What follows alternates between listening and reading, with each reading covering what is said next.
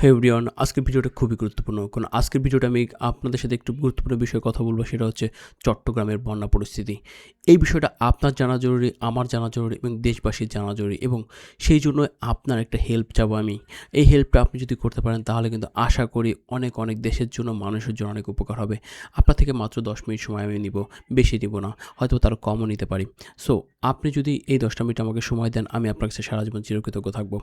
দেখেন, ২০২৪ সালে বন্যা, ২০২৫-২৪ ওই সময় বন্যা এবং এই বছরের বন্যা অনেক একই, কিন্তু বন্যা তো বন্যাই। যেখানে কিন্তু আগেও দুর্ভোগ ছিল, এখনও দুর্ভোগ আছে। কিন্তু সমস্যা হচ্ছে একটাই, আগের বন্যাগুলোতে মানুষ এত টাকা ফান্ড কালেক্ট করলো, কিন্তু এই বন্যাতে কেন মানুষ আসছে না? এই বিষয়টা আমাদের কিন্তু সবার একটু জানা জরুরি। শুধু জানা জরুরি না, আমাদের উচিত এই বন্যায় যারা চট্টগ্রামবাসী, যেমন খাগড়াছড়ি, রাঙামাটি, বান্দরবন, এছাড়া দেশের যেসব অঞ্চলে বন্যা হয়েছে তাদের প্রত্যেকের পাশে দাঁড়ানো। আমরা শুধু যে টাকা দিয়ে পাশে দাঁড়াতে পারি, ব্যাপারটা তা নয়। যেমন আমি আমার ভিডিওর মাধ্যমে এই বন্যাবাসীর পাশে দাঁড়াতে চাচ্ছি। সেটা কীভাবে? আমি টাকা দিয়েও চেষ্টা করেছি দাঁড়ানোর, এবং সেই সাথে বলব আমার ভিডিওর দেখার মাধ্যমে যদি আপনিও যদি পারেন একটু তাদের পাশে দাঁড়াতে, সেটা হবে কিন্তু মহা গুরুত্বপূর্ণ একটি কাজ। আমার জীবনের সেরা কাজ হবে। তাই আপনার কাছে এই সময়টুকু চেয়েছি। ওকে, গত বছরগুলোতে বন্যা যখন হয়, মানুষ যখন খুব বিপদে থাকে, সেক্ষেত্রে কী হয়? দেখি অনেক, অনেক ইনফ্লুয়েন্সাররা, অনেক, অনেক ভালো মানুষ যারা কিন্তু বন্যা, তো যে অসহায় মানুষ রয়েছে তাদের পাশে কিন্তু দাঁড়ায়। কিন্তু এই বছর বন্যায় দেখছি কেউ একটা কথা বলছে না। কেন বলছে না? এই বিষয়টা আমাদের জানা জরুরি। মানুষ কেন পাশে দাঁড়াচ্ছে না? এটাও জানা জরুরি। কিন্তু দুর্ভোগ কিন্তু মানুষ পোহাচ্ছে। সেখানে কিন্তু বন্যায় কিন্তু খুবই, খুবই করুণ অবস্থা চলতেছে, যেটা কিন্তু কল্পনাও চিন্তা করা যায় না। যেখানে দেখতেছি ঘরের চাল পর্যন্ত পানি উঠে গেছে। মানুষ দৌড়াদৌড়ি করছে। মানুষের গলা সমান পানিতে, রাস্তায় গলা সমান পানি হয়ে গেছে, রুমের ভিতর হয়ে গেছে। এছাড়া অনেক, অনেক, অনেক দুর্ঘটনা ও নিউজ আপনি আমি সবাই কিন্তু পেয়েছি। কিন্তু এই অবস্থাতেও কিন্তু দেখতেছি দেশের যারা শীর্ষস্থানে রয়েছে, যারা অনেক ইনফ্লুয়েন্সার রয়েছে, যারা সামাজিক কাজে জড়িত রয়েছে, কিছু, কিছু মানুষ হয়তোবা এগিয়ে গেছে নিজ উদ্যোগে। বাট ওইভাবে যে আমরা পুরো দেশ যে একসাথে ঝাঁপিয়ে পড়ি দেশের কোনো বিপদে, এই দুর্যোগে কিন্তু আমরা দেখছি না। আপনারা দেখতেই পাচ্ছেন যে চট্টগ্রামে কিন্তু বন্যায় কিন্তু হেক্টরকে হেক্টর, একরের পর একর ফসলের জমি কিন্তু নষ্ট হচ্ছে। আপনি কি মনে হয় এটা কি শুধু তাদেরই ক্ষতি? না, এটা কিন্তু আমাদেরও ক্ষতি। একসময় দেখবেন এই ফসলের দাম কিন্তু অনেক বেড়ে যাবে। তখন আপনারা যারা মানে বন্যা এলাকায় নেই, তারা কিন্তু দেখবেন যে একসময় সব কিছুর দাম অনেক উচ্চ দামে খেতে হচ্ছে, অনেক উচ্চ দামে কিনতে হচ্ছে। শুধু যে তারাই কষ্ট থাকবে ব্যাপারটা এমন না। কাল অনেকেই দেখছি যে তাদেরকে সাহায্য সহযোগিতা করতে যাচ্ছে, কিন্তু সেটা পর্যাপ্ত না। তাই আমাদের উচিত পুরো দেশবাসী একসাথে এগিয়ে আসা। এখন মূল পয়েন্ট হচ্ছে দেশের যারা গত বছর বা তার আগের বছর যারা একসাথে এগিয়ে এসেছে দেশের মানুষের জন্য, এবার তারা কেন আসছে না? এর জন্য দায়ী কারা? আপনার কি মনে হয়? একটু কমেন্ট করে জানাবেন। তবে আমি জানি যে কারা দায়ী। একমাত্র দায়ী হচ্ছে আপনি, আমি, এই দেশের মানুষই। কিছু মানুষ বলব, বেশি না, বেশিরভাগ ভালো মানুষ। অল্প কিছু খারাপ মানুষের জন্য এই অবস্থার সৃষ্টি হয়েছে। কারণ কি? যখন গত বছর ফান্ড ক্রিয়েট করতে গেল, ফান্ড তুললো, অনেক মানুষ ফান্ড তুললো বন্যার জন্য। প্রত্যেকটা মানুষ কিন্তু ঝাঁপাই পড়লো যে যার জায়গা থেকে। তখন কী হলো জানেন? সবাই বলতে শুরু করলো, এই ফান্ডের টাকা গেল কই? এই ফান্ডের টাকা হিসাব দেন। এই ফান্ডের টাকা আপনার টাকা মেরে খেয়েছেন। নানান ট্রল, নানান কথা।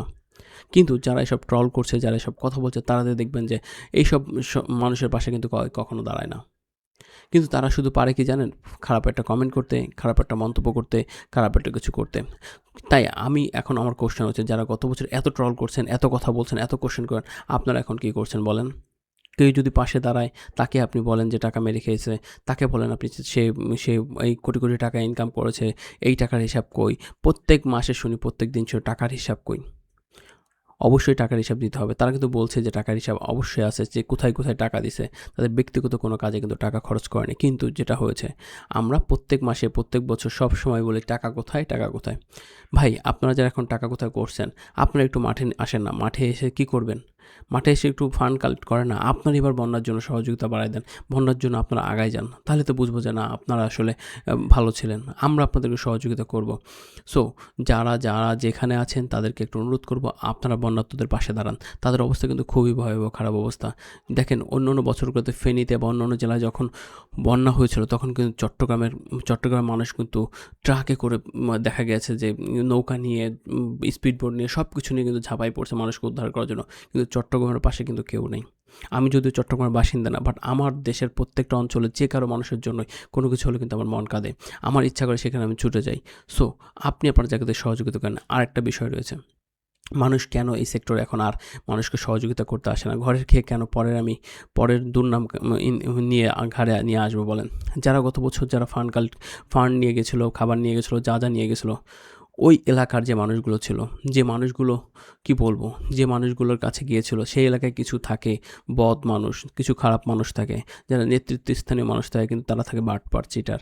যে মানুষগুলো কি করে? এই মানুষগুলোর সাথে খারাপ ব্যবহার করেছে। যারা প্রকৃত ভুক্তভোগী তাদের কাছে খাবার নিয়ে গেছিলো, কী করছে তারা? সেই মানুষগুলোর খাবারগুলো কিন্তু তারা নিজেরা রেখে দিয়ে তাদের আত্মীয়স্বজন বা এটসেট্রা যেটা দুর্নীতি যেটা করে প্রত্যেক বছর, যারা দেখা গেলো বিভিন্ন চেয়ারম্যান মেম্বার যারা থাকে তারা এগুলো করে, সেই কাজই করেছে। তাদের কাছ থেকে অনেকে ছিনতাই করেছে, অনেকে খারাপ করেছে।